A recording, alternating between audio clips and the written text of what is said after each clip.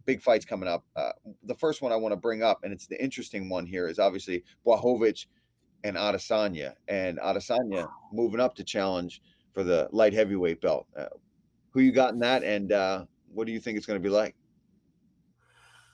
Well, this is going to be a big test for Israel Adesanya. And usually I've kind of gotten over this whole double champ thing. Yeah, It got played out too much. I mean, everybody who's fighting for 2 titles jams up the weight classes. But I agree with this matchup being made because 185 is so stacked in the top 10 that essentially we, with all the matchups that are going on at 185, we have like an 8-man tournament going on that essentially we're going to find out who's going to be the yeah, number one that's cool. contender in the next, like through April. Like you got Robert Whitaker, Paulo Costa, you got Darren Till, Marvin Vittori. I mean, that's gonna You got to let it that play right there out, is play out a little eliminating bit. potential guys. So I agree with let Izzy go up a weight class, further his legacy if he can beat Jan Blachowicz, and then that'll give the opportunity for the 185 division to kind of sort things out, and we can figure out who is the clear-cut number one contender amongst those elite savage fighters at middleweight. Yeah, and I agree. I agree with that, and that's a good point. That it's kind of like a tournament going on in middleweight to see who should be next to face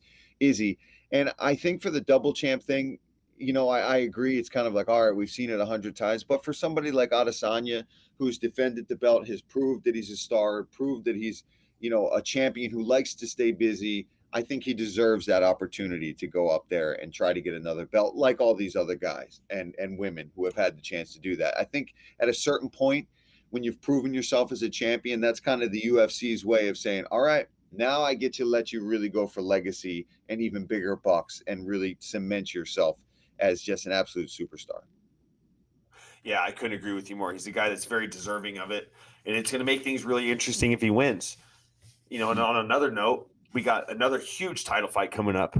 The heavyweight division is back. We got Francis Ngannou getting the rematch with Stipe Miocic. And if anybody missed that first fight, you got to go back and watch it. It was a brawl, a knockdown, drag out brawl. And Stipe showed his next level toughness. Yes.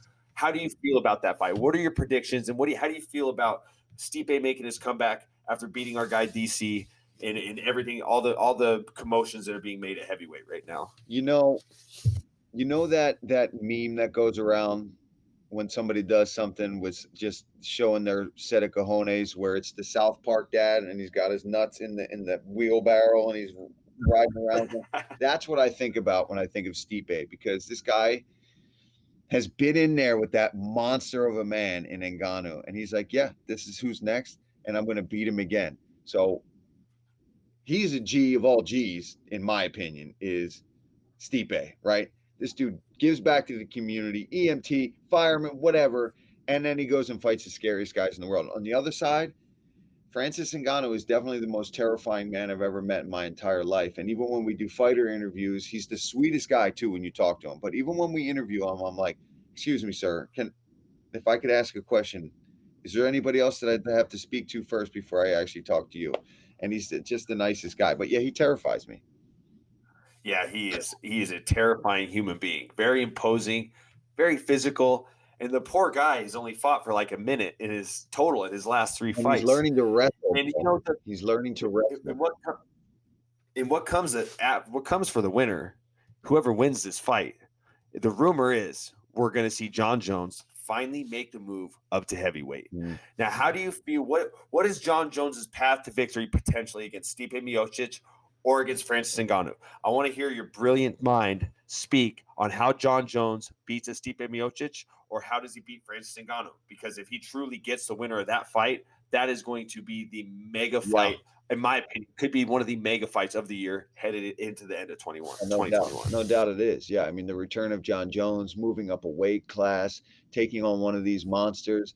For Stipe, I think John can be a little more himself. Obviously, he does have to address the power issue when he moves up, right? These guys are slower, but it just takes one to really just change your life. If he fights Ngannou, I think he's going to have to be way more strategic and just stomp those legs, get him to overswing, and try to take him down, because you can't just let that guy swing hammers at you like that. And John, I know he's bulking, he's trying to get bigger. I do think he'll be the faster of both of those guys, but I think he's got to be way more strategic on when he times his takedowns and using his grappling, because you can't just risk 25 minutes on the feet with either of those men. No, and I agree with you. I feel like John matches up better with Stipe Miocic. I mean, Stipe's definitely got a lot of power in his hands, but Stipe's proven he's an elite athlete. This is a Division I two-sport athlete, and he's shown that he's got great boxing, he's got great wrestling, he can do it all. But when it comes to Francis, I definitely agree with you that you have to be particular about how you fight Francis Ngannou. And we have to take the other X factor in either of these fights. The X factor is, are they fighting at the apex? Yeah. Okay, because that extra 5 foot and extra 5 feet of surface space is going to play a big difference if you're fighting Francis Ngannou. I mean, Francis, no disrespect to John Jones. John's not known as a power puncher. John's known as a very tactical fighter. He's very cerebral.